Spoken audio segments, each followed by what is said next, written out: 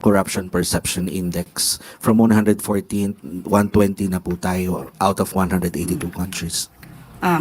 Expected po yan dahil binuksan po ng Pangulo ang issue tungkol sa korupsyon. So, kung binuksan ng Pangulo ang korupsyon, magkakaroon ng pag-iimbestiga at ito po ang ninais ng Pangulo, maimbestigahan. So, nagkaroon ng imbestiga na open ang mga natatago noon. Kaya nililinis po ng Pangulo ang nangyari noong nakaraan. Lahat ng dumi noong nakaraan, nililinis ngayon. So, expected po talaga na mabubunyag ang korupsyon na naganap noong nakaraan. At sa paglilinis pong ito, makikita po nila ang pagbabago para mas makita nila na pinipigilan at tinatanggal na ang korupsyon sa pamahalaan. Ma'am, yung sinabi niyong nakaraan, on whose tenure Lahat na nakaraan. pong particular? Kung meron po kayo naiisip na partikular, malamang ay pareho po tayo na naiisip. Shoot, ang ina tong presko ng PCO, wala nang kakwenta-kwenta. Hindi ko nga alam bakit nananatiling meron pa yan araw-araw pa, putang ina. Nakaumay na. Can you imagine, ang issue rito is about sa corruption perception kinemirut. From 114, naging 120 na tayo out of 182 countries. Tapos ang sagot mo, expected po yan. Dahil pabinuksan ng Pangulong Marcos ang korupsyon. Kaya expected po yan. Huwag mo kaming i-reverse psychology, Mari. Tang ina mo, hindi mo kami makukuha sa ganyan. Mulat na mulat ang mata ng taong bayan na hayop ka. Hindi mo na kami madadaan sa ganyan. Ang Pangulo po ang nagpa-imbestiga at wala po siyang kinalaman dito dahil siya po ang nagpa-imbestiga at ito po ay inopen na imbestigan, na open, inopen, putang ina mo. Walang kwenta ang mga sinasabi mo. Pinasok mo na naman yung nakarang administrasyon, nililinis na po, putang ina mo ka. Anong lilinisin sa nakarang administrasyon?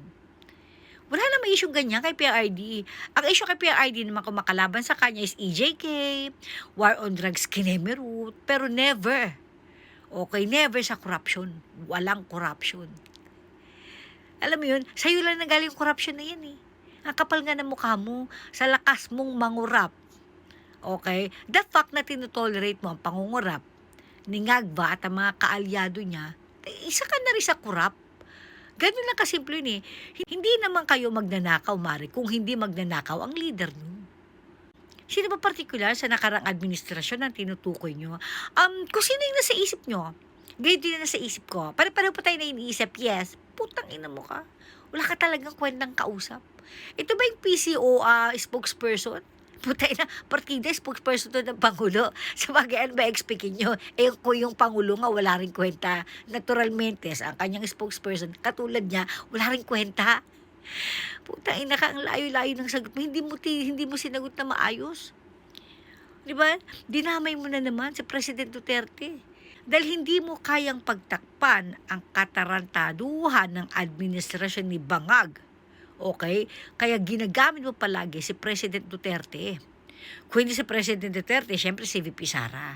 Putang ina mo, paulit-ulit ka. Sagutin mo yung tanong. Ipaliwanag mo yung issue. Hindi mo kailangan lagi isabit ang mga Duterte. Pero dahil nga, hindi mo kayang ipagtanggol si Bangag, kailangan mo na lang siraan si PRID. Style mo yan eh. Di ba? Wala ka kwenta-kwenta. Ang problema dito sa kumari ko talaga, puro lang kasinungalingan ang alam. Yung talent yan eh. Magsinungaling. Pero pagdating sa paggamit ng utak, wala kang talento. Baka akala mo hindi nakarating sa akin yung chika mo na anong ginawa mo sa prosecutor? 'Di ba? Meron kang binayaran na prosecutor, tama ba? Paki-correct nga yung nakarating sa akin. Ganyan ka, sanay ka sa bayaran. Kung nagbabayad ka na prosecutor, hindi imposible na kaya ka rin bayaran o tumatanggap ka rin ng bayad. Well, obviously, sa trabaho mo ngayon bilang tagapagsinungaling ng administrasyon ni Bangag, malaking bayad mo. Di ba kailangan kasi ng kapal ng muka at tapang ng sikmura at kailangan ng walang hiya? Di ba? Sa trabaho mo. Kaya ganyan ka. Diba? Tama si VP Sara nung sinabayang itong si Claire Castro, hindi na dapat pinakikinggan. Dahil isa itong malaking kahihiyan sa Pilipinas. Pwede ba kumpare yung asawa nitong si Kumari, magtrabaho ka para naman magkaroon ka ng bayag na awatin ng asawa mo sa ginagawa niyang paninira sa bansa. Isa siya sa dahilan kung bakit magulo Pilipinas. 'Di ba? Yung pinagtatakpan niya, tinotolerate niya ang katarantaduhan ni Bangag, ibig sabihin isa rin siyang kasabwat. Magtrabaho ka pare, para matuto kang itayo ang sandata mo, matuto kang iwagayway ang bayag mo. 'Di ba? Awatin mo yung asawa mo, pauwiin mo yung putang inang yan. Dagdag problema pa siya sa mga Pilipino, hayop siya kamo.